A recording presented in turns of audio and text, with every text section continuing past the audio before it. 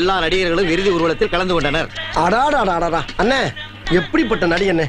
நகைச்சுவையாவும் நடிப்பாரு, குணச்சித்திரமாவும் நடிப்பாரு. போயிட்டாரு. Saddam ஹுசேனுக்கு charge push எச்சரிக்கை. புஷுக்கு ஹுசேனுக்கு என்னென்ன தகராறு? ஒரு பிரச்சனையும் கிடையாது. நம்ம ஊர்ல ஊருக்கு ஊரு கட்ட பஞ்சாயத்து இருக்குல்ல, அதே மாதிரி உலகத்துக்கே கட்ட பஞ்சாயத்துக்காரன் அமெரிக்காக்காரன் நினைக்கிறான். அப்படி பஞ்சாயத்து பண்ண நினைக்கிறான். அதை சொல்லு முதல்ல. அதனால அவன் என்ன கேக்குறான்னா, ஈராக்கு கிட்ட அணு ஆயுதம் இருக்கா இல்லையான்னு கேக்குறான். கூட்டி கொண்டே காட்டிட்டு போண்டேனா? நீ காட்டு இல்ல, நீ காட்டுவ. சம்பந்தமே இல்லாத உங்க வீட்டுக்குள்ள வந்து ஜாமான் சட்டை எவ்வளவு இருக்கு, நகர எவ்வளவு இருக்குன்னு காட்டுவா நீ. யோ இந்தா எங்க 2 பேத்துக்கு 2 டீயா போடு. அண்ணே 2 3 போடுங்க. நான் என்ன சொல்றேன்னா, சின்ன பையலா இருக்கட்டும் பெரிய பையலா இருக்கட்டும், நியாயமா இருக்கணும். நீ ஊருக்கு பெரிய ஆளா இருக்கலாம், அதுக்காண்டி ரோட்ல போறவன பூரா கூப்பிட்டு உன் கையில என்ன இருக்கு, உன் வீட்டுல என்ன இருக்கும், ஜாமான் சட்டை என்ன இருக்கும், இது என்னன்னு கேட்டா என்ன நியாயம்? சல்லித்தனமா பேசிக்கிட்டு இந்தாங்க. எப்பா 2 3 தானே போட்டுக்க. ஆமா ஆமா. கொண்டா கொண்டா கொண்டா கொண்டா.